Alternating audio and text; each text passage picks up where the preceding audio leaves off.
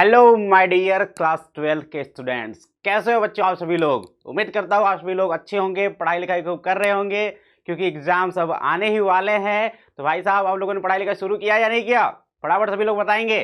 सभी लोगों ने पढ़ाई लिखाई शुरू कर दिया, चलो भाई बहुत अच्छा बात है। तो स्वागत है बच्चों आप सभी का this YouTube channel of Vedantu, that is Vedantu class 11th and 12th। मेरा नाम है बच्चों विशाल और आ गया हूँ रखने आप सभी का ख्याल, लेकिन किसका, फिजिक्स का। तो बच्चों जैसा कि आप सभी को पता है कि हम लोग इस चैनल पे एक नया सीरीज लेकर आए हैं जिसमें कि हम लोग 1 घंटे में सारे चैप्टर को डिस्कस करते हैं with complete theory discussion with all the relevant derivation, और जितने भी रेलेवेंट कॉन्सेप्ट है सबको डिस्कस कर देते हैं, ठीक है बच्चों। और उसके साथ साथ हम लोग एक और सीरीज इस पे शुरू किया बच्चों, प्रॉब्लम सॉल्विंग सीरीज, जिसमें कि हम लोग क्या करते हैं एक चैप्टर खत्म करने के बाद, जैसे ये चैप्टर खत्म हुआ तो इस चैप्टर के बाद बच्चों हम लोग क्या करते हैं इसके 1 या 2 दिन के बाद इसी चैनल पे हम लोग इस चैप्टर का प्रॉब्लम सॉल्विंग करते हैं। और इन दोनों सीरीज को करने के बाद ये चैप्टर आप सभी का बिल्कुल कॉम्पैक्ट तरीके से तैयार हो जाता है, बिल्कुल सॉलिडिफाई हो जाता है। फिर आपको कुछ एक्स्ट्रा करने की जरूरत नहीं है, बस इसी को पढ़ते रहो, प्रैक्टिस करते रहो, पढ़ते रहो, प्रैक्टिस करते रहो और बोर्ड में बियॉन्ड 95% लेकर के आ जाओगे, ठीक है बच्चों। तो चलिए शुरू करते हैं। आप सभी के लिए हम लोग लेके आए हैं आज का तीसरा चैप्टर जिसका नाम है बच्चों इलेक्ट्रोमैग्नेटिक वेव्स, ठीक है। आसान सा चैप्टर है, छोटा सा चैप्टर है। तो चलिए शुरू करते हैं। शुरू करने से पहले जो बच्चे मुझे नहीं जानते हैं, so let me tell you about myself. So my name is Vishal and I have done my BTech from IIT Mandi and I have been awarded the Silver Medal Award also, and I have been teaching the students of both JEE and NEET field from last 2 years. So this is my brief introduction. चलिए शुरू करते हैं। तो सबसे पहले हम लोग देख लेते हैं बच्चों कि आज की क्लास में हम लोग को क्या क्या पढ़ना है, पूरे चैप्टर में हम लोग क्या क्या पढ़ते हैं। तो बच्चों सबसे पहले हम लोग बात करते हैं एम्पियर मैक्सवेल लॉ की। एम्पियर मैक्सवेल लॉ के बारे में बात करते हैं जो कि इस चैप्टर का कोर कॉन्सेप्ट है, मतलब ये चैप्टर पूरा इसी के सराउंडिंग में घूमता है। उसके बाद बच्चों है डिस्प्लेसमेंट करंट के बारे में, इनसे क्वेश्चन आते हैं। उसके बाद बच्चों आपने को पढ़ना है क्या, induced magnetic field and it's calculation, induced magnetic field और उसका कैलकुलेशन। उसके बाद मैक्सवेल इक्वेशन, चारों के चारों जो मैक्सवेल ने इक्वेशन दिया था, बहुत इंपॉर्टेंट है बोर्ड पॉइंट ऑफ व्यू से। और उसके बाद बच्चों properties of electromagnetic wave and relation between the E B and C, ये बहुत ही इंपॉर्टेंट है भाई साहब। मतलब इस पे तुम्हारा जो न्यूमेरिकल बनेगा इसी पे बनेगा, जो न्यूमेरिकल बनेगा इसी कॉन्सेप्ट बनेगा, properties of electromagnetic waves and relationship between E B and C, electric field, magnetic field और स्पीड ऑफ लाइट के बीच रिलेशनशिप। उसके बाद बात करेंगे बच्चों हम लोग energy density, intensity and momentum of electromagnetic waves. और फाइनली हम लोग बात करेंगे बच्चों इलेक्ट्रोमैग्नेटिक वेव स्पेक्ट्रम के बारे में, ये भी आप सभी के लिए इंपॉर्टेंट रहने वाला है। समझ में आया? चलिए तो चलिए शुरू करते हैं हम लोग। सबसे पहले बात शुरू होती है बच्चों एम्पियर सर्किटल लॉ में इनकंसिस्टेंसी। भाई साहब आखिर में मैक्सवेल क्यों आए, क्या जरूरत पड़ी। तो बच्चों आप सभी को पता है कि यहाँ पे अगर आपको दिया जाए, अगर मान लीजिए कि एक करंट कैरिंग वायर है जिसमें कि आई करंट फ्लो हो रहा है, इसके सराउंडिंग में बच्चों मान लो कि एक पॉइंट P है, इस पॉइंट P पर अपने को अगर मैग्नेटिक फील्ड निकालना है तो क्या हम लोग ये मैग्नेटिक फील्ड निकाल लेंगे, निकाल सकते हैं। म्यू नॉट आई पर में 2R होता है, सभी को पता है, राइट है। तो भैया अगर यहाँ पे इसके इनके बीच अगर करंट फ्लो हो रहा है तो इसके सर्कुलर पाथ पर का होल इंटीग्रल लेकर के हम लोग मैग्नेटिक फील्ड निकाल देते थे एम्पियर सर्किटल लॉ का यूज करके, राइट। एम्पियर सर्किटल लॉ का यूज करते थे, right. B dot DL is equal to mu naught I, यही यूज करते थे भाई, है ना। तो भैया आप सभी को पता है मैग्नेटिक फील्ड चाहिए तो B और DL का इंटीग्रेशन कर दोगे तो ये 2πr हो जाएगा। तो ये हो गया 2πr is equal to mu naught into I. तो यहाँ से B आ जाएगा बच्चों कितना, ये आ जाएगा mu naught upon 2π I by R। यही होता है, यही होता है मैग्नेटिक फील्ड, राइट। एक वायर, कंडक्टिंग वायर की वजह से R डिस्टेंस पे जो मैग्नेटिक फील्ड होता है वो क्या होता है, सेम होता है कि नहीं होता है, ठीक है। तो भैया अगर करंट अगर I फ्लो हो रहा है तो उसकी वजह से मैग्नेटिक फील्ड अपने पास आता है mu naught upon 2π I upon में R। लेकिन मैक्सवेल ने क्या देखा, मैक्सवेल ने ये देखा कि भैया जो कैपेसिटर के जो प्लेट्स होते हैं ना, ये देखो कैपेसिटर के प्लेट्स लगे हैं, एक प्लेट प्लस है दूसरा प्लेट माइनस है, राइट। तो उन्होंने ये देखा कि इनके बीच तो कोई करंट है नहीं भाई, इनके बीच तो कोई करंट है नहीं, तो इनके बीच में कहाँ से मैग्नेटिक फील्ड आ गया, इनके बीच में मैग्नेटिक फील्ड आया, बट वो कैसे आ गया भाई, करंट तो फ्लो ही नहीं हो रहा भाई। मैग्नेटिक फील्ड होने के लिए करंट फ्लो होना आवश्यक है, करंट तो फ्लो ही नहीं हुआ तो मैग्नेटिक फील्ड कहाँ से आ गया। तो यही है बच्चों एम्पियर लॉ का, एम्पियर जो सर्किटल लॉ है उसका कंट्राडिक्शन, ठीक है। और इसी को इम्प्रूवमेंट करने के लिए मैक्सवेल ने क्या बताया, मैक्सवेल ने बताया था बच्चों डिस्प्लेसमेंट करंट का कॉन्सेप्ट। क्या बताया था, डिस्प्लेसमेंट करंट का कॉन्सेप्ट समझाया था। तो बच्चों यहाँ देखा, यहाँ पे अगर आप लोग देख सकते हैं तो बच्चों यहाँ पे आप सभी को मैंने बताया जो मैग्नेटिक फील्ड होता है यहाँ पे BP equal to mu naught I/2πr, और इस तरीके से इसके एक्सिस पे भी किसी पॉइंट पे आप लोग निकाल सकते हैं करंट बह रहा है तो। बट अपन लोगों ने क्या देखा कि जो कैपेसिटर का प्लेट्स है उनके बीच तो कोई करंट बहता नहीं है भाई। कैपेसिटर का अगर प्लेट है ये प्लस ये माइनस, इनके बीच इलेक्ट्रिक फील्ड होता है, ये तो हमें पता है। इलेक्ट्रिक फील्ड तो हम पता है हमें, मतलब इलेक्ट्रिक फील्ड तो होता है, ये तो हमें पता है, राइट है ना।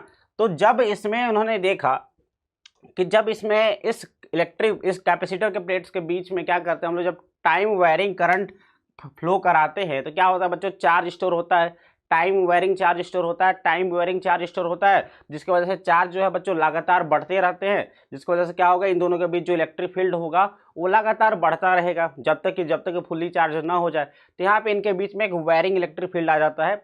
अब इस वायरिंग इलेक्ट्रिक फील्ड की वजह से कुछ ना कुछ तो हो रहा हो, है ना। करंट तो यहाँ पे आप सभी को नहीं दिख रहा है ना, करंट कहाँ बह रहा है भाई, प्लस माइनस के बीच कोई मीडियम ही नहीं है, तार ही नहीं है, तो कहाँ से करंट बहेगा। करंट बहने के लिए कुछ होना चाहिए ना मीडियम, जैसे तार में क्या होना चाहिए, कॉपर का वायर है तो उसके पास मीडियम है, मटेरियल है, तब जाकर के करंट का फ्लो हो पा रहा है, इलेक्ट्रॉन का फ्लो हो पा रहा है, राइट। लेकिन यहाँ पे तो कुछ मीडियम है नहीं इनके बीच में, वैक्यूम है, तो कैसे करंट फ्लो होगा, राइट। तो भैया उसके लिए उन्होंने मैक्सवेल ने कॉन्सेप्ट दिया डिस्प्लेसमेंट करंट का। किसका कॉन्सेप्ट दिया, डिस्प्लेसमेंट करंट का। उन्होंने क्या बोला कि a fictitious current which is produce due to the change of the electric flux with the respect to the time.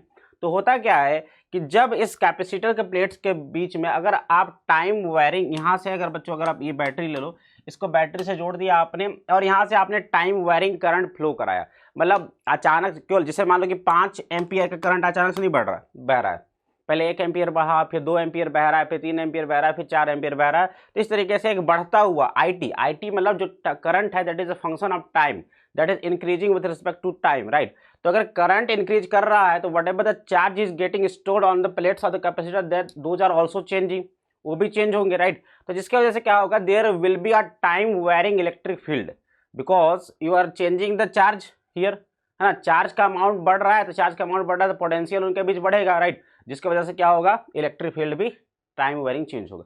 तो इन्होंने क्या बोला कि जब कभी भी हमारे पास एक टाइम वेरिंग इलेक्ट्रिक फील्ड होता है इनके बीच में, टाइम वेरिंग जब भी इलेक्ट्रिक फील्ड होता है तो इस टाइम वेरिंग इलेक्ट्रिक फील्ड की वजह से क्या होता है, एक फिक्सियस करंट जनरेट ले लेता है इनके बीच में, जिसको हम लोग कहते हैं डिस्प्लेसमेंट करंट। ये करंट जो होता है इमेजनरी करंट है, फिक्सियस करंट है, क्लियर है, समझ में आ रहा है।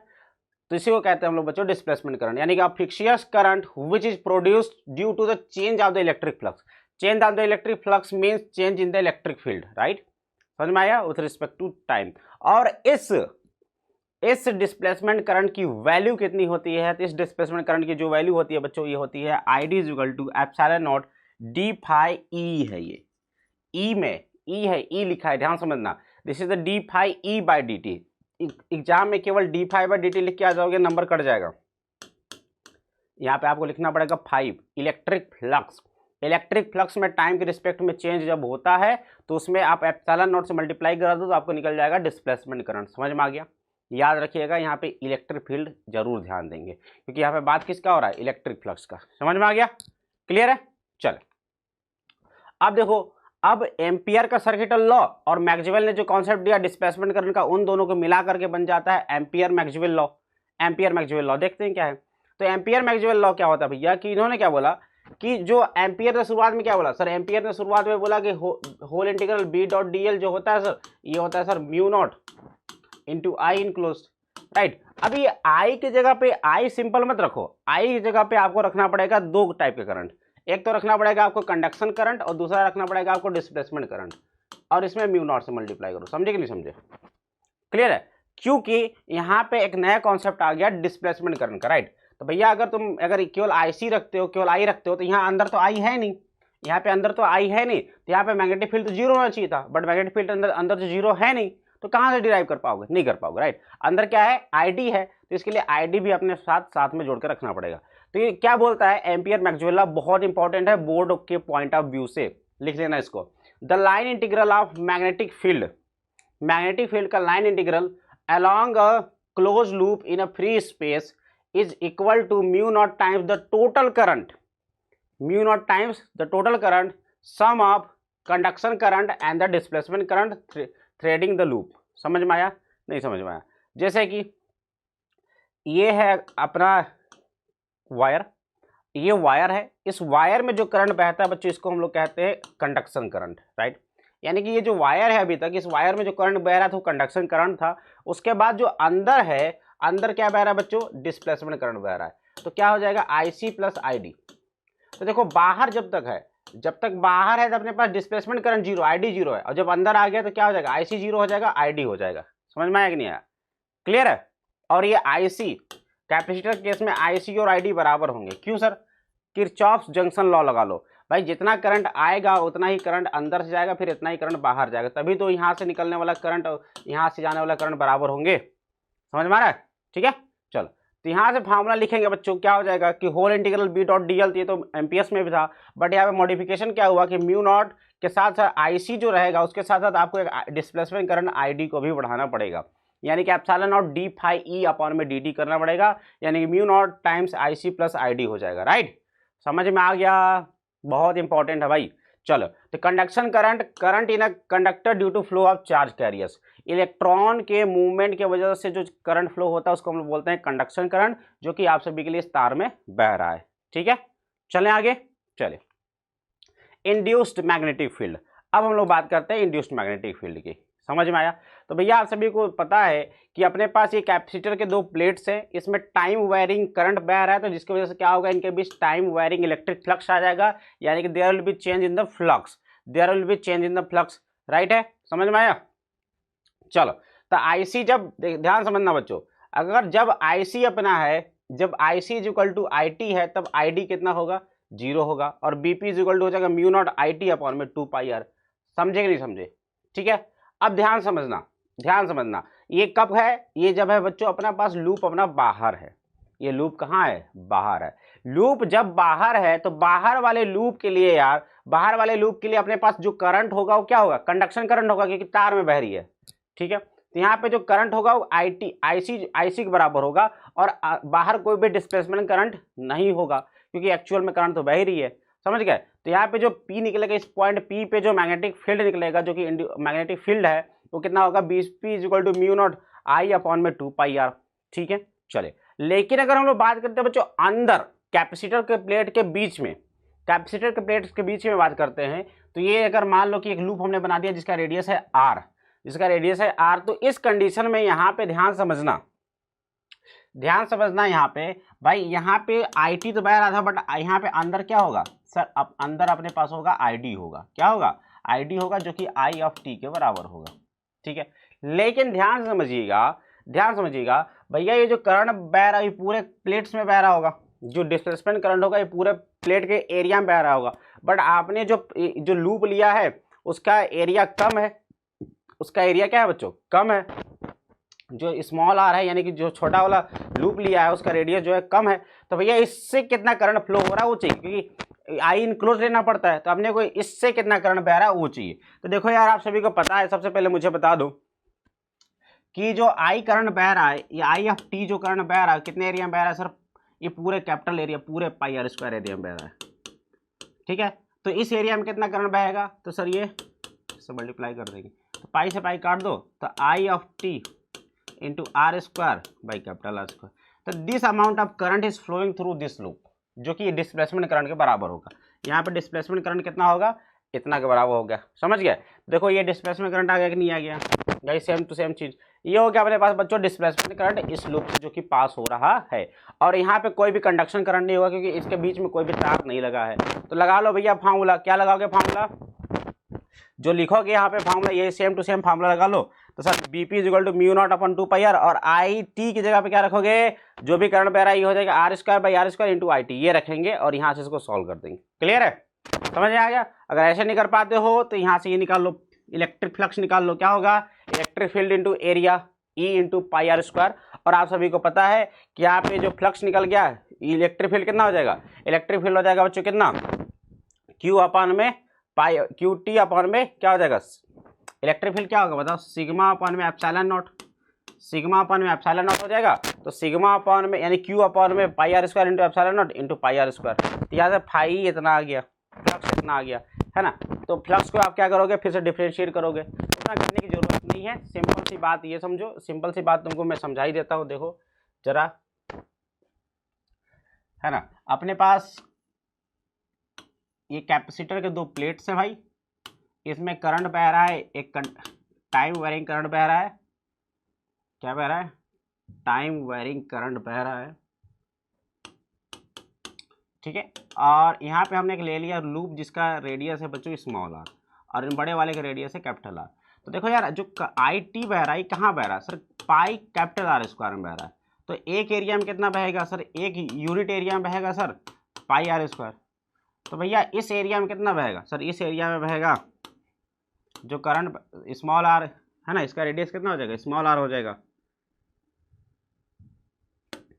तो इतना में कितना करंट बहेगा sir, I of T into pi R square into pi small are square. Pi से पाई काट दीजिए तो सर जो करंट बहेगा ये हो जाएगा sir small are square by capital are square, और यही हो जाएगा बच्चों डिस्प्लेसमेंट करंट के बराबर। तो डिस्प्लेसमेंट करंट अपना ये आ गया।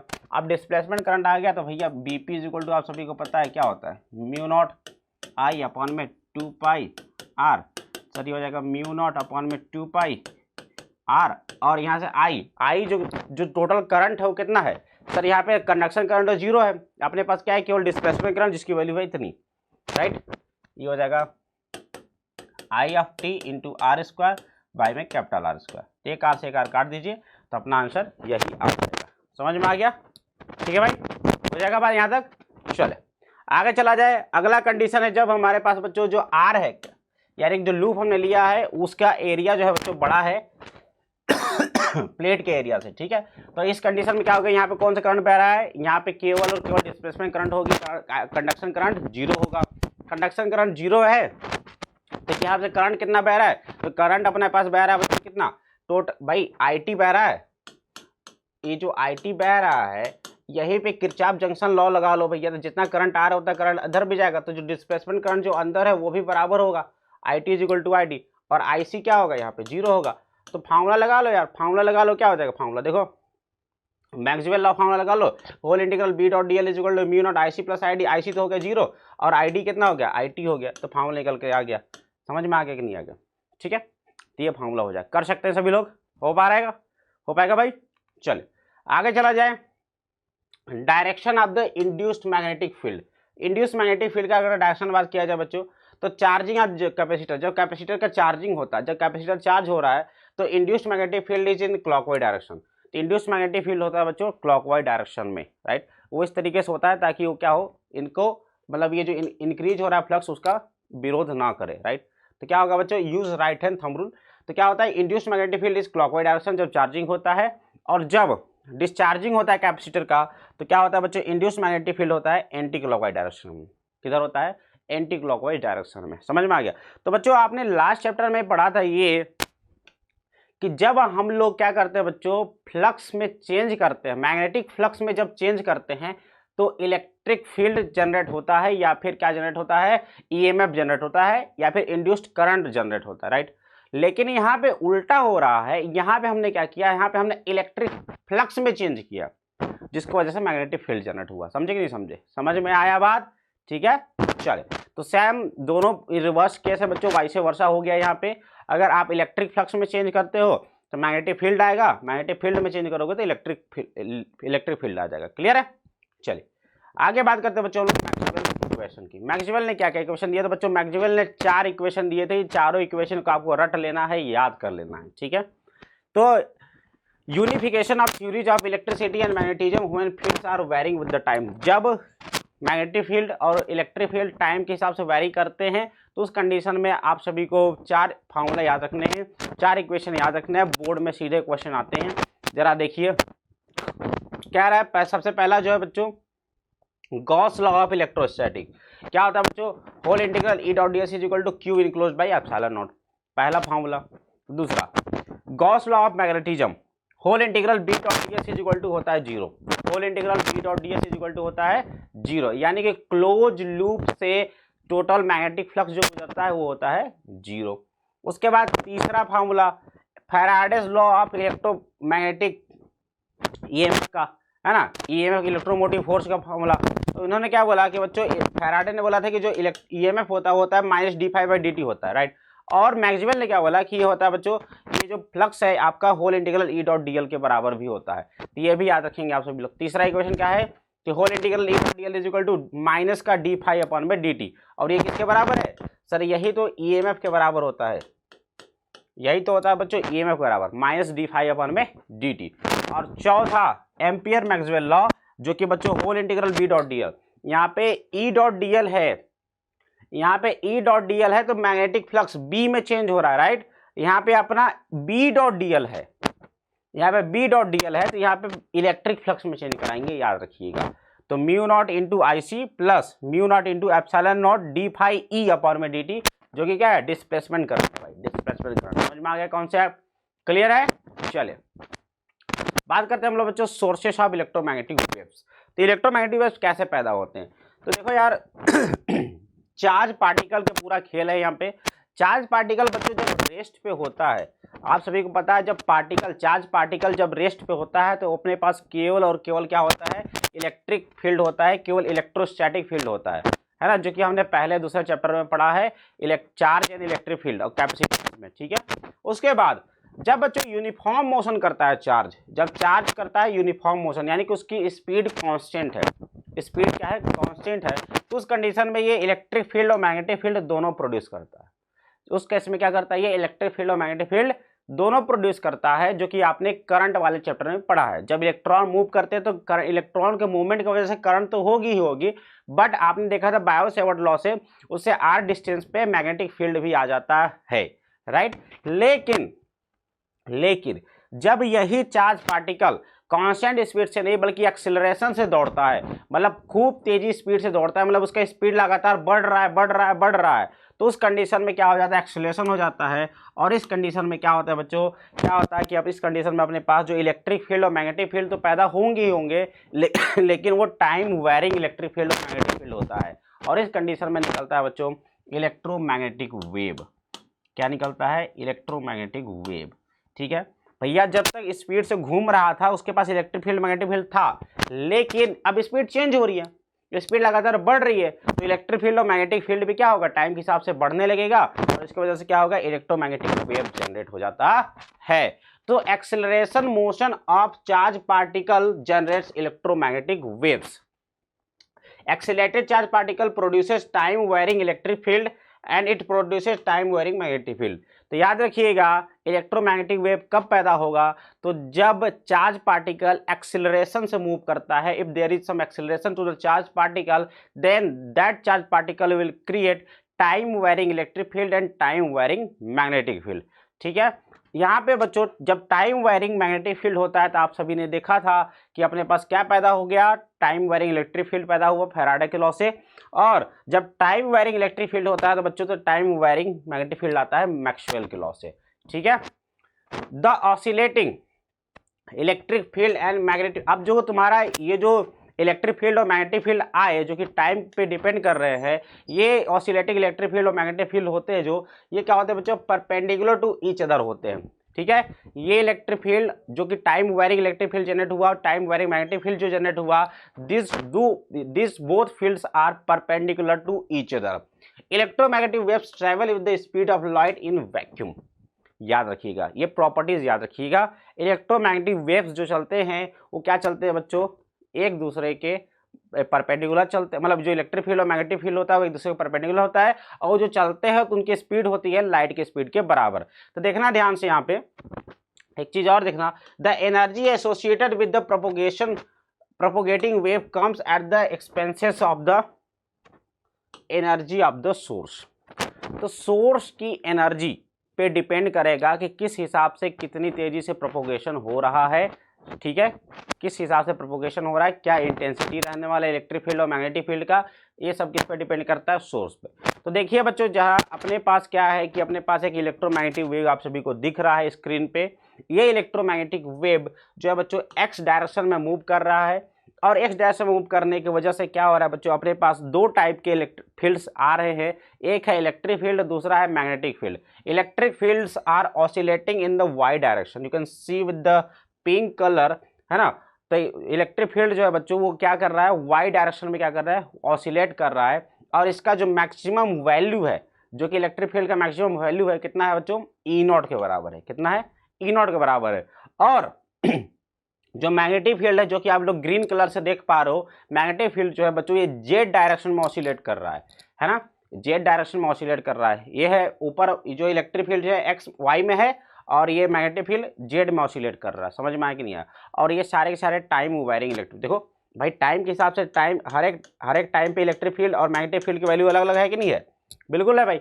तो वैल्यू जो है बच्चों अलग अलग है, इसीलिए टाइम वेरिंग है। और ये जब इलेक्ट्रोमैग्नेटिक वेव आगे चलता है तो ये इलेक्ट्रिक फील्ड और मैग्नेटिक फील्ड दोनों आपने साथ साथ लेकर चलता है, और इस पूरे को कहते हैं हम लोग इलेक्ट्रोमैग्नेटिक वेव कहते हैं। इनके दो क्रेस्ट के बीच की दूरी को हम लोग क्या कहते हैं, वेवलेंथ कहते हैं, जिसको लैम्डा से दिखाते हैं। आगे चला जाए, characteristics of electromagnetic waves. Electromagnetic waves का कैरेक्टरिस्टिक्स की बात कर लिया जाए तो देखिए बच्चों इलेक्ट्रोमैग्नेटिक वेव्स की बात किया जाए तो इलेक्ट्रोमैग्नेटिक वेव्स क्या होती हैं सर, ऐसी वेव होती है जिनको चलने के लिए कोई भी मीडियम की आवश्यकता नहीं होती है। जैसे सूरज से जो लाइट धरती पे आ रहा है, that is coming in the form of electromagnetic wave, क्योंकि भाई अपने पास मीडियम तो केवल अर्थ पे है, मीडियम तो अर्थ पे है। मीडियम कहाँ, जब तक एटमॉस्फेयर है तब तक अपने पास मीडियम है। गैसियस एटमॉस्फेयर आप सभी को दिख रहा है due to gravity of the earth, है ना। जो भी गैसेस आपके सराउंडिंग में oxygen, nitrogen, carbon dioxide, argon वगैरह, वो सारे के सारे गैसेस क्यों है बच्चों, वो सारे के सारे गैसेस पृथ्वी के गुरुत्वाकर्षण की वजह से क्या है, बाउंडेड है चारों तरफ, वो एक सर्कुलर शेप में अपने को घेरे हुए हैं। और अपने पास एटमॉस्फेयर के लेयर्स बना लेते हैं, आप सभी को पता होना चाहिए। There are 5 layers of atmosphere, पता है ना सभी को, ट्रोपोस्फीयर, स्ट्रेटोस्फीयर, मेसोस्फीयर, है ना, एक्सोस्फीयर, थर्मोस्फीयर, ये पांचों स्फीयर है। बट उसके बियॉन्ड अगर आप जाते हो तो there is no presence of any gaseous particles, right. It means that there is no presence of any medium, है ना। चले जाओ स्पेस में, स्पेस में कोई भी मीडियम नहीं है, there is no gravity of earth present there, right. तो क्या होगा बच्चों, वहां पे जब कोई भी मीडियम नहीं है तो फिर भी सन तो हमारे से बहुत दूर है यार, तो फिर भी लाइट हमारे पास कैसे आ जा रहा है। इसका मतलब ये है सर कि जो सन से लाइट आ रही होगी उसको चलने के लिए मीडियम की कोई आवश्यकता नहीं, यानी कि मीडियम रहेगा तो भी आ जाएगा और मीडियम नहीं रहेगा तो भी आ जाएगा। सनलाइट को धरती पे आने में कितना टाइम लगता है, लगभग 8.5 मिनट का टाइम लगता है। आपको मैं यहाँ पे एक होमवर्क देता हूँ कि अगर सूरज से पृथ्वी तक आने में टाइम लगता है 8.5 मिनट लाइट को, ठीक है, और लाइट की स्पीड है बच्चों 3 × 10⁸ मीटर पर सेकेंड, तो आपको निकाल के आना है कि सूरज और पृथ्वी के बीच की दूरी कितनी है, और आपको आंसर बताना है कमेंट बॉक्स में। बताएंगे क्या सभी लोग, ठीक है भाई।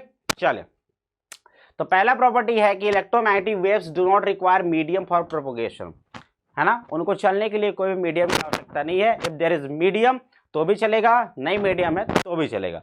बस ये है कि मीडियम अगर आ जाता है तो अपने पास उसकी स्पीड में थोड़ी सी कमी हो जाती है, स्पीड में थोड़ी सी कमी हो जाती है, वो हम लोग जानते हैं कितना हो जाता है। क्या हो जाता है बच्चों, अगर कोई भी मीडियम है, मीडियम का रिफ्लेक्टिव इंडेक्स अगर म्यू है तो जो स्पीड होता है क्या होता है, स्पीड ऑफ लाइट में म्यू से डिवाइड कर दो तो मीडियम में जो स्पीड निकलना होगा वो निकल जाता है।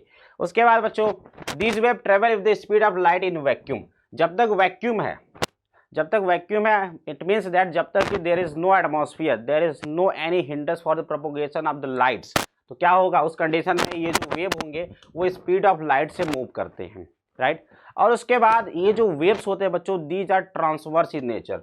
ट्रांसवर्स इन नेचर मतलब नहीं समझे सर, समझ गए क्या समझे, कि भैया अगर वेव इधर चल रहा है ना, वेव अगर इधर चल रहा है तो जो पार्टिकल्स का जो ऑसिलेशन होगा, जो इलेक्ट्रिक फील्ड और मैग्नेटिक फील्ड का जो ऑसिलेशन होगा, वो ऑसिलेशन इसके चलने के परपेंडिकुलर डायरेक्शन में होता है। अगर इलेक्ट्रिक फील्ड इधर ऑसिलेट कर रहा है तो मैग्नेटिक फील्ड इधर ऑसिलेट करेगा, यानी कि जो ऑसिलेशन होगा, है ना, पार्टिकल जैसे मीडियम में चले तो मीडियम में जो भी पार्टिकल आ रहे हैं उन पार्टिकल का जो ऑसिलेशन होगा वो क्या होगा बच्चों, इसके चलने के परपेंडिकुलर डायरेक्शन में होता है, इसलिए इसको हम लोग कहते हैं ट्रांसवर्स वेव कहते हैं। क्लियर है। चलिए, अब ये जब चलते हैं बच्चों तो इनके पास क्या होता है, एनर्जी और मोमेंटम दोनों होता है। जब ये वेव ट्रेवल करते हैं तो इनके पास एनर्जी और मोमेंटम दोनों होता है। एनर्जी और मोमेंटम क्यों होता है, फोटो इलेक्ट्रिक इफेक्ट थोड़ा सा जानते हो नहीं जानते हो, जानते हो थोड़ा सा फोटो इलेक्ट्रिक इफेक्ट, चलो बात करेंगे हम लोग बाद में, ठीक है। चलो आगे बात करते हैं हम लोग। They can be reflected and absorbed.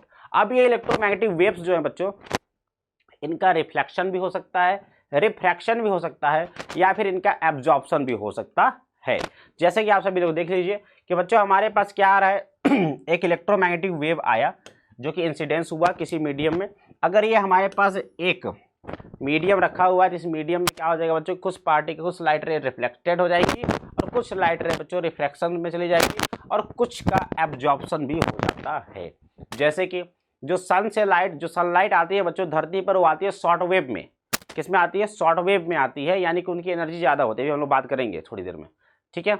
लेकिन जब धरती से टकरा करके वापस जाती हैं तो क्या होता है बच्चों, धरती से टकराने के बाद रिफ्लेक्शन तो उनका हो गया, राइट है, बट क्या सेम एनर्जी से जाते हैं? नहीं भाई, सेम एनर्जी से नहीं जाते। अगर सेम एनर्जी से चले जाते तो भैया धरती ठंडी रहती है हमेशा, बट ऐसा नहीं होता है। वो क्या करते हैं बच्चों, धरती थोड़ी सी एनर्जी को एब्जॉर्ब कर लेता है और वो जाते हैं लॉन्ग वेव में। शॉर्ट वेव में आते हैं लेकिन जाते हैं वो लॉन्ग वेव में। अभी हम लोग बात करेंगे, समझाएंगे क्या होता है। चलिए, तो ये क्या हो सकता है बच्चों, जब इलेक्ट्रोमैग्नेटिक वेव धरती से टकराई तो उनका क्या हो सकता है, एब्जॉर्प्शन भी हो सकता है, रिफ्लेक्शन भी हो सकता है, रिफ्रैक्शन भी हो सकता है। लेकिन लेकिन लेकिन याद रखिएगा, सवाल पॉइंट ऑफ व्यू से, क्वेश्चन पॉइंट ऑफ व्यू से, न्यूमेरिकल पॉइंट ऑफ व्यू से, कि जब कभी भी लाइट एक मीडियम से दूसरे मीडियम में ट्रेवल करती है ना भाई, तो क्या होता है, उसका स्पीड चेंज हो जाता है, उसका वेवलेंथ चेंज हो जाता है। इसीलिए हमने शॉर्ट वेव लॉन्ग वेव बोला, राइट। लेकिन फ्रीक्वेंसी कभी भी चेंज नहीं होती। फ्रीक्वेंसी जो होता है इलेक्ट्रोमैग्नेटिक वेव का इनहेरेंट कैरेक्टर होता है। जैसे कि मतलब, जैसे मान लो कि भाई तुम्हारा जो मास है, जो तुम्हारे अंदर मास है, उस मास कभी चेंज नहीं होता। जैसे तुम धरती पर तुम्हारा वजन मान लो 50-60 kg है मान लो, और चंद्रमा पे गए तो तुम्हारा वजन कितना हो गया, 10 kg हो गया। तो वेट तो तुम्हारा चेंज हो गया, राइट, वेट तो चेंज हो गया। तो weight is not inherent character but mass is inherent character. Mass क्या है? इनहेरेंट कैरेक्टर है। जो आपके अंदर जो मास है, एम की बात कर रहा हूँ, डब्ल्यू की बात नहीं कर रहा हूँ, एम, वो मास बच्चों क्या है, फिक्स है। आप चाहे कहीं भी चले जाइए, वो मास फिक्स रहेगा, बट वेट जो है चेंज हो जाएगा। उसी प्रकार से जो फ्रीक्वेंसी होता है इलेक्ट्रोमैग्नेटिक वेव का इनहेरेंट कैरेक्टर होता है, वो कभी चेंज नहीं होता, चाहे तुम किसी भी मीडियम में लेके चले जाओ उसको, ठीक है। तो frequency is inherent character of electromagnetic waves when it travels from one medium to another, only speed और वेवलेंथ चेंज। क्योंकि आप सभी को पता है कि क्या होता है भाई, आप सभी को पता है जो स्पीड होता है वो क्या होता है सर, स्पीड होता है अपने पास frequency into wavelength, frequency into wavelength. तो आपका अगर वेवलेंथ बढ़ा तो स्पीड बढ़ जाएगा, है ना, लेकिन फ्रीक्वेंसी जो है बच्चों चेंज नहीं होता है, याद रखिएगा। क्लियर है? चलो अब हम लोग बात करते हैं बच्चों relationship between E B and C, बहुत इंपॉर्टेंट है। तो देखो यार, आप सभी को पता है, याद रखिएगा, इलेक्ट्रिक फील्ड का वेव इक्वेशन अगर देखा जाए बच्चों, इलेक्ट्रिक फील्ड आपको जो पता है कि जब इलेक्ट्रोमैग्नेटिक वेव आगे चलते हैं तो दो प्रकार के फील्ड लेकर चलते हैं। एक तो इलेक्ट्रिक फील्ड लेकर चलेगा वाई में, और दूसरा जेड में क्या लेकर चलता है, मैग्नेटिक फील्ड। इनका इक्वेशन देखा जाए बच्चों तो इनका इक्वेशन होता है E is equal to E Y, चूंकि वाई डायरेक्शन में है, इज इक्वल टू होगा E naught sine omega bracket T minus x by C. और इसी तरीके से जो है मैग्नेटिक फील्ड का भी इक्वेशन होता है B is equal to v z is equal to B naught sine omega t minus x by c. Clear है? ठीक है भाई।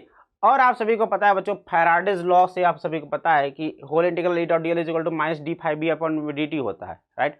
जब आप इसको यहाँ से इसका ऐसे इंटीग्रल निकाल दो और यहाँ से इसका डिफरेंशिएशन कर दो, इन दोनों को सॉल्व कर दोगे तो यहाँ से रिलेशनशिप निकल के आ जाता है, इज इक्वल टू होता है E naught is equal to C into B not.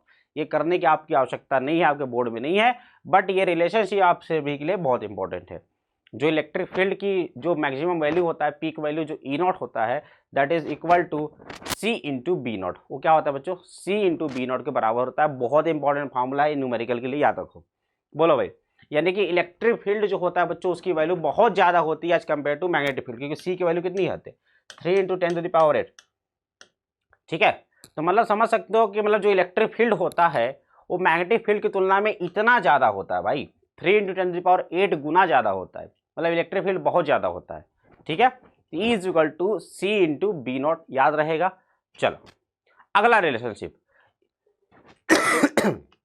अगला रिलेशनशिप बच्चों आपको फिर से ये पता है, ठीक है, ये फिर से आप सभी को पता है, पता है कि नहीं पता है? चलिए, और एम्पियर्स लॉ से आपको ये भी पता है, whole integral B dot D L is equal to mu naught into epsilon naught into d phi E पर डी टी, डिस्प्लेसमेंट करंट वाला रिलेशनशिप। ठीक है, जब आप इन दोनों के इसमें फॉर्मूला में रखते हो, यहाँ से सी इज इक्वल टू आता है बच्चों 1 में under root mu naught into epsilon naught. C is equal to under 1 में under root mu naught into epsilon naught. ये भी बहुत इंपॉर्टेंट फॉर्मूला, याद रखिएगा। तो यहाँ से आप क्या समझ में आया बच्चों, जो लाइट होता है वो लाइट होता है इलेक्ट्रोमैग्नेटिक नेचर में, मतलब इलेक्ट्रिक फील्ड भी होता है और मैग्नेटिक फील्ड दोनों होता है लाइट में। क्योंकि सी का फार्मूला क्या निकल के आ रहा है, सी जो स्पीड ऑफ लाइट है उसका फार्मूला निकल के आ रहा है ये अंडर रूट 1/अंडर mu naught into epsilon not.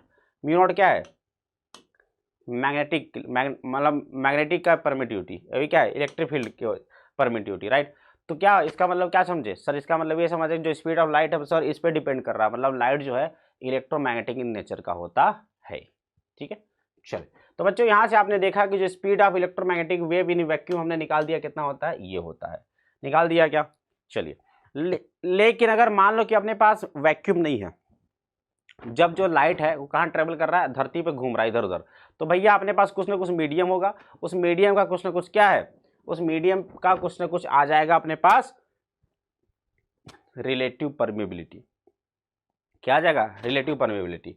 तो यहाँ से जो स्पीड ऑफ लाइट होगी बच्चों वो चेंज हो जाएगी, सी को कर देंगे वी और 1/√μ इंटू एप्सिलॉन हो जाएगा। म्यू इंटू क्या हो जाएगा, एप्सिलॉन। जहाँ पे म्यू क्या होगा भाई, तो म्यू हो जाएगा sir mu naught into mu r, और एप्सिलॉन क्या हो जाएगा sir, epsilon naught into epsilon are.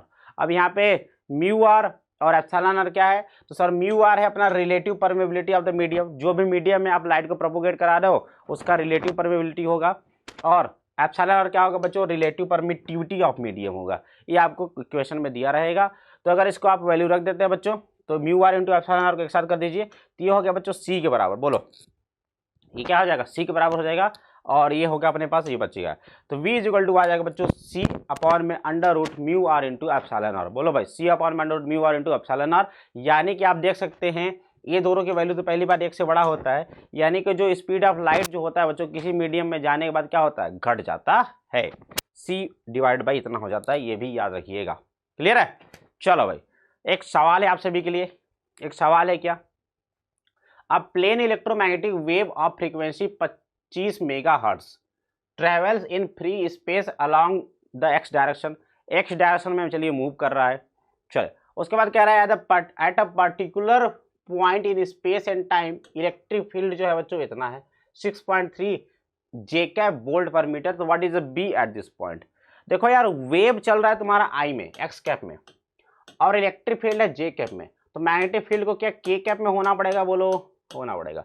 तो देखो मैग्नेटिक फील्ड किस में के कैप में आ रहा है सर, एक तो इसमें आ रहा है, इसमें आ रहा है क्या, नहीं इसमें जे कैप, इसको हटा दो, क्या इसमें आएगा सर, इसमें नहीं आएगा, इसमें देखो सर इसमें आ सकता है। यानी कि अपने पास दो ऑप्शन है, या तो ए और डी। अब यहाँ तक सवाल करने आता है, तो यहाँ तक आता है तो भैया दो ऑप्शन है, दोनों में से कोई मार के आ जाना सही हो जाएगा। अदरवाइज आपको इलेक्ट्रिक फील्ड की वैल्यू दे रखी है, मैग्नेटिक फील्ड की वैल्यू निकाल सकते हो, सिंपल सी बात है।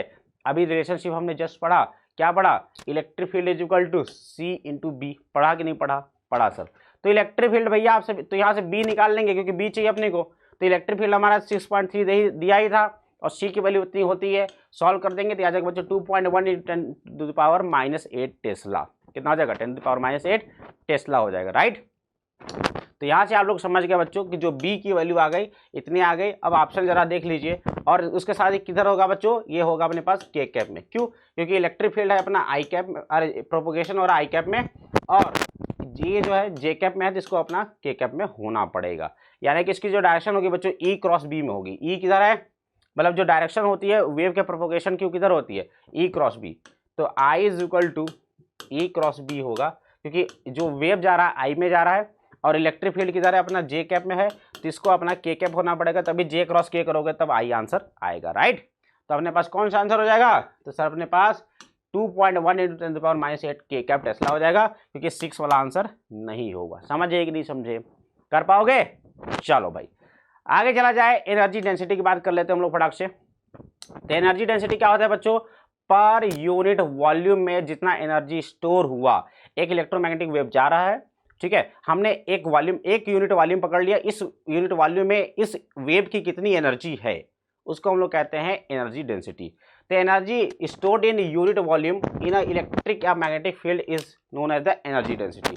आप सभी को पता है बच्चों energy density for electric field, electric field के लिए एनर्जी डेंसिटी कितना होता है half epsilon naught E square, और मैग्नेटिक फील्ड के लिए कितना होता है बी स्क्वायर अपॉन में 2 म्यू नॉट, राइट है, बी स्क्वायर अपॉन में 2 म्यू नॉट होता है।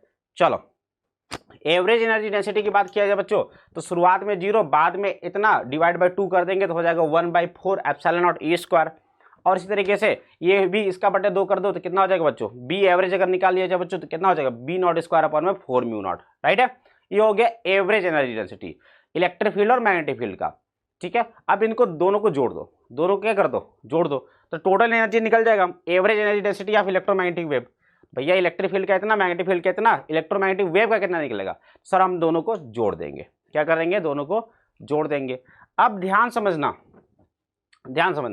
E naught is equal to C into B naught होता है, क्या होता है सर, और सी इज इक्वल टू होता है 1/1 mu naught into epsilon not.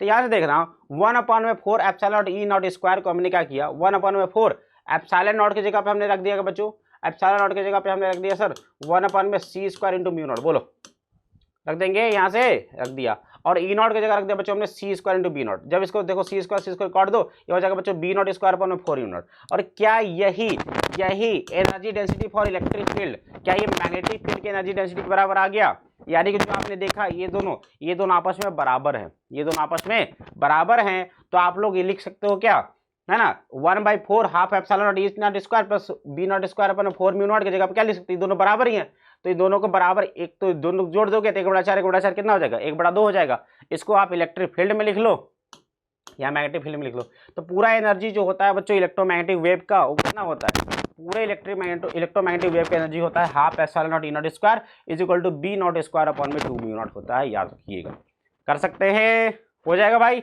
चलो बात कर लेते हैं हम थोड़ा सा इंटेंसिटी की। तो इंटेंसिटी की अगर बात कर ले भाई तो इंटेंसिटी क्या होता है the energy crossing per unit area per unit time, यानी energy crossing per unit area per unit time, इसको हम लोग कहते हैं इंटेंसिटी, ठीक है। इसको क्या कहते हैं हम लोग प्रोपोगेशन ऑफ वेव इंटेंसिटी कहते हैं। तो energy passing through cylindrical area per unit time दिखाया जाए तो बच्चों कितना हो जाएगा, अगर इस एरिया से पास होने वाला एनर्जी देखना है अपने को तो भैया देखो ये क्या है, इसका एरिया ए है, ये टाइम डेल्टा टी है, उस स्पीड ऑफ लाइट से चल रहा है तो पूरा डिस्टेंस कितना ट्रेवल करेगा सी इंटू डेल्टा टी, तो पूरा वॉल्यूम कितना हो जाएगा ए सी डेल्टा टी।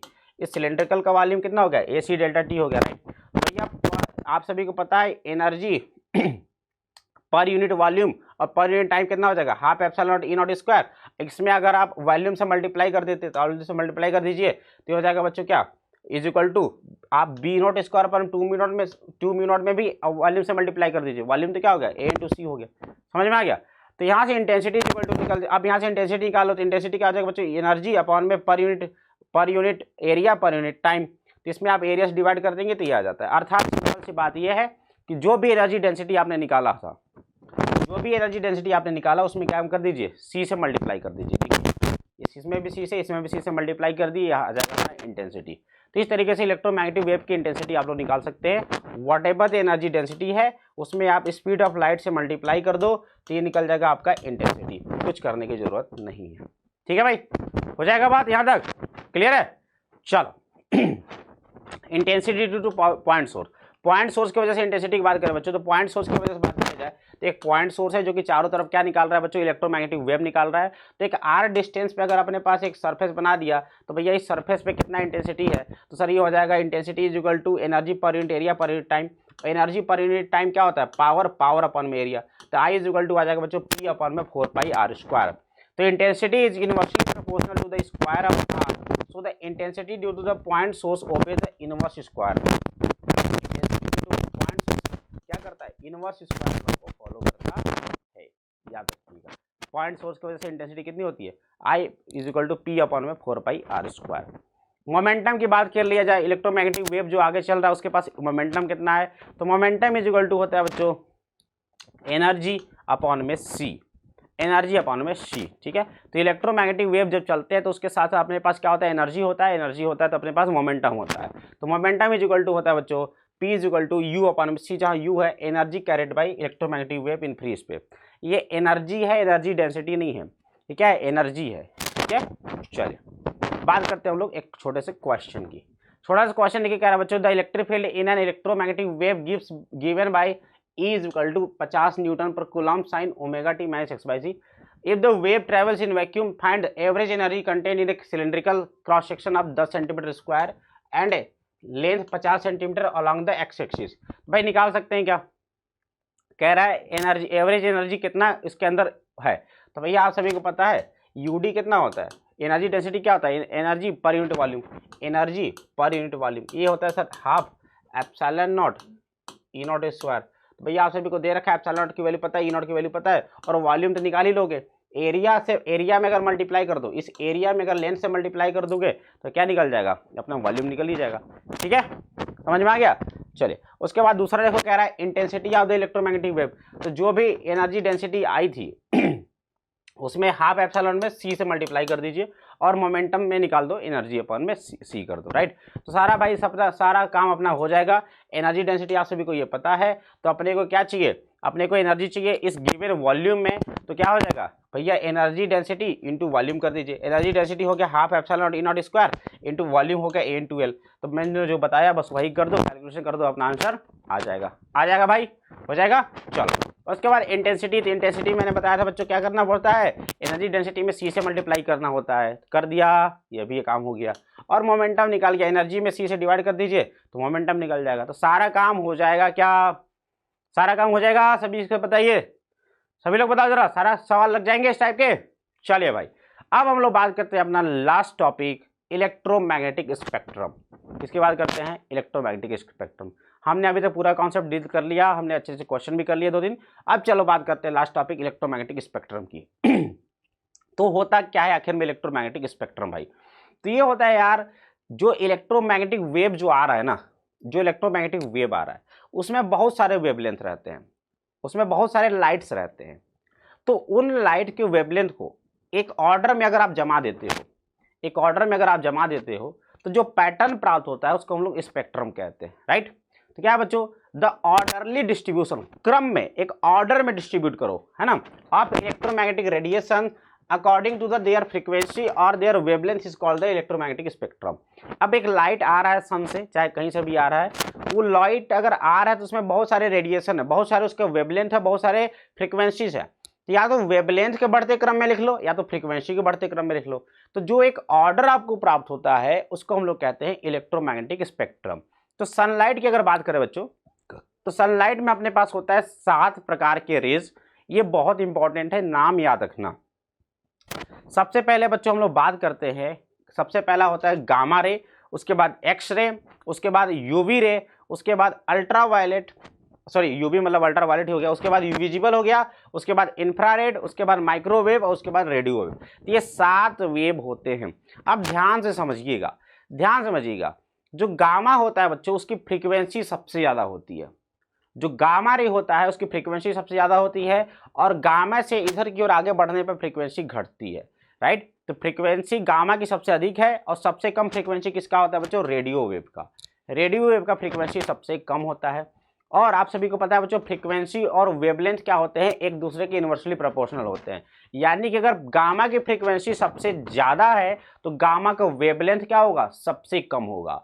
गामा का वेवलेंथ क्या होता है बच्चों, सबसे कम होता है। यानी कि गामा और गामा से इधर क्यों चलेंगे तो वेवलेंथ क्या होता है, बढ़ता है। और आप सभी को पता भी होना चाहिए जो रेडियो वेव्स होता है बच्चों उनकी वेवलेंथ बहुत ही ज़्यादा होता है, इसीलिए इसका हम लोग प्रयोग करते हैं बच्चों ट्रांसमिशन, मतलब रेडियो वेव के ट्रांसमिशन में, राइट। बड़े बड़े सिग्नल में इसका प्रयोग किया जाता है क्योंकि ये बहुत लंबी लंबी दूरियों तक आसानी से चले जाते हैं, ठीक है। तो याद रखिएगा बच्चों, सबसे पहला है गामा, उसके बाद एक्सरे, उसके बाद अल्ट्रावायलेट, उसके बाद विजिबल, उसके बाद क्या है विजिबल, उसके बाद इंफ्रारेड, उसके बाद माइक्रोवेव, उसके बाद रेडियो वेव। अब इन 7 रेज में से, इन 7 प्रकार के रेडिएशन में से अपने पास केवल एक ऐसा रेडिएशन होता है जो कि हम लोग देख पाते हैं, बाकी कलर्स को हम लोग देख नहीं पाते हैं। तो भैया जिसको हम लोग देख पाते हैं उसका हमने नाम दे दिया है विजिबल, और जो कि अपना 4000 से लेकर के लगभग 7000 एंगस्ट्रॉम, 4000 से लेकर के 7000 एंगस्ट्रॉम के वेवलेंथ के बीच वाला जो कलर होता है, 4000 एंगस्ट्रॉम से 7000 एंगस्ट्रॉम के बीच का जो कलर होता है उसको हम लोग केवल देख पाते हैं, उसके बियॉन्ड उधर जाओगे तो अल्ट्रा वायलेट हो जाएगा, इधर जाओगे तो इंफ्रारेड हो जाएगा। तो भैया इधर चाहे इधर हम लोग इधर और चाहे इधर हम लोग देख नहीं पाते हैं। समझ में आया कि नहीं आया भाई? ठीक है, क्लियर है? तो जो वेवलेंथ होता है बच्चों वो 4000 से 7000, कभी कभी 78, 60, 78 भी लिखा रहता है, 7800 लिखा रहता है, कोई दिक्कत वाली बात नहीं है। तो यहाँ से यहाँ तक रहता है। इसमें सबसे जो ज़्यादा वेवलेंथ होता है वो होता है रेड का। रेड कलर का वेवलेंथ सबसे ज़्यादा होता है और जो वायलेट कलर होता है उसका वेवलेंथ सबसे कम होता है। ठीक है, देखना। और उसके बाद बच्चों यहाँ पे देखिए ज़रा, तो गामा का देखिए वेवलेंथ है 10⁻⁻12 में, एक्स का है बच्चों -9 में, अल्ट्रा वायलेट का कितना है, अल्ट्रा वायलेट का भी -8 में मान लो, इनविजिबल का 10⁻⁻7 में, इंफ्रारेड का -5, -3 और ये 10⁻3 में चला जाता है। तो भैया एक तरीके से समझ सकते हो कि वेवलेंथ जो गामा का है वो बहुत ही कम है। अगर फ्रीक्वेंसी की बात करें तो गामा की फ्रीक्वेंसी देखो भाई ज़्यादा, कितना ज़्यादा है, 10⁻24, 10⁻24 समझ लो। और इधर गामा का देख लो, गामा का इधर माइक्रोवेव गामा का देखो 10⁻11, इनका फ्रीक्वेंसी कम है। तो याद रखिएगा गामा की फ्रीक्वेंसी सबसे ज़्यादा और रेडियो का फ्रीक्वेंसी सबसे कम। गामा का वेवलेंथ सबसे कम और रेडियो का वेवलेंथ सबसे ज़्यादा होता है। ठीक है, समझ में आ गया इलेक्ट्रोमैग्नेटिक स्पेक्ट्रम के बारे में। अब यहाँ से जो क्वेश्चन आते हैं बच्चों वो थोड़ा सा आप सभी के लिए यूजेस पे आते हैं।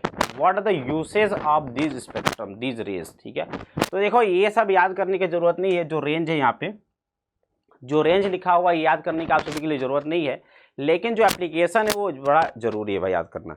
तो सबसे पहले हम लोग बात कर लेते हैं बच्चों गामा रेज की। तो गामा रेज बच्चों इतना खतरनाक रे होता है, क्या होता है बच्चों, इतना खतरनाक रे होता है कि भैया ये 1 मीटर एल्यूमिनियम की चादर को भी छेद कर चला जाता है। ठीक है, तो गामा रेज की अगर बात कर ले बच्चों, तो जो गामा रेज होता है इसका एप्लीकेशन होता है बच्चों मेडिसिनल यूसेज में। कहाँ होता है ये मेडिसिनल यूसेज में इसका प्रयोग किया जाता है। मेडिसिनल यूसेज में इसका प्रयोग किया जाता है, याद रखिएगा गामा का। उसके बाद बच्चों एक्सरेज का जो प्रयोग किया जाता है, एक्सरेज का भी प्रयोग मेडिसिनल डायग्नोसिस में किया जाता है। एक्सरे आपने सुना भी होगा, राइट। और उसके साथ साथ जो है बच्चों एटम्स का संरचना जानने में, एटम का स्ट्रक्चर जानने में भी इसका प्रयोग किया जाता है।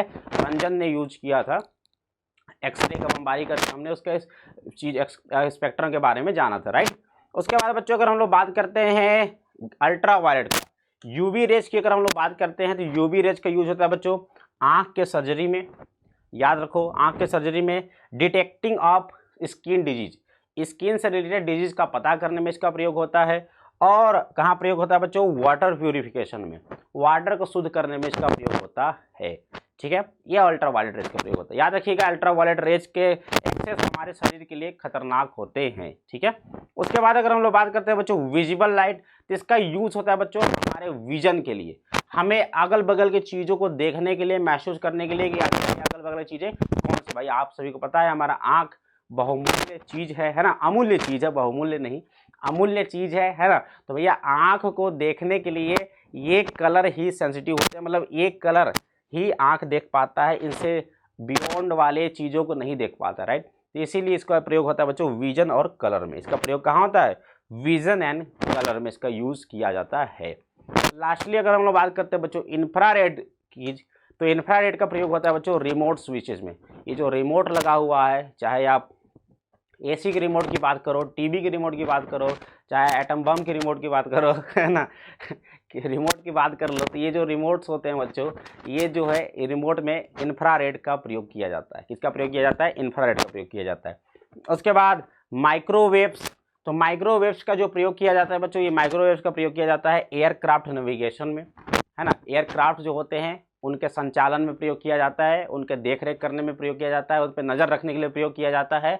और उसके साथ साथ जो घरों में माइक्रोवेव ओवन रखता है खाना पकाने के लिए, है ना, खाना पकाने के लिए होता है ना माइक्रोवेव ओवन, वहाँ पे इसका यूज़ होता है। चलिए, और उसके बाद बच्चों जो फाइनली है रेडियो वेव्स, रेडियो वेव्स का जो एप्लीकेशन होता है, जो प्रयोग होता है वो होता है बच्चों रेडियो एंड टीवी कम्युनिकेशन में।